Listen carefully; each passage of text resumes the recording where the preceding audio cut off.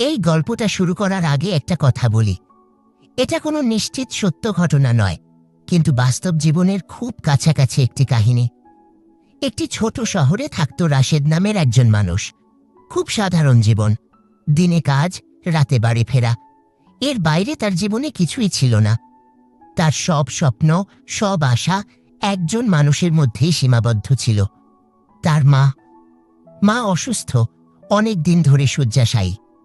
Doctor বলেছিল সময় খুব বেশি নেই। রাশেদ প্রতিদিন কাজ শেষে হাসপাতালে যেত।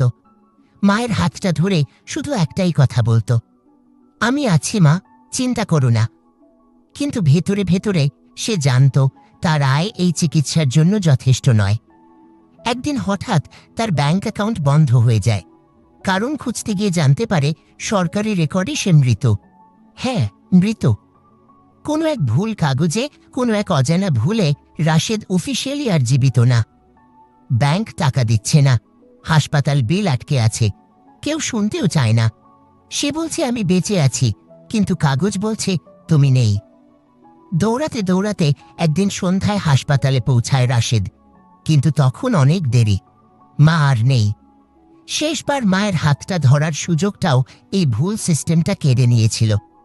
কয়েক মাস পরে রাশেদ নিজের নামটা আবার জীবিত প্রমাণ করতে পেরেছিল, কিন্তু ততদিনে তার জীবনের সবচেয়ে গুরুত্বপূর্ণ মানুষটা চিরতরে চলে গেছে।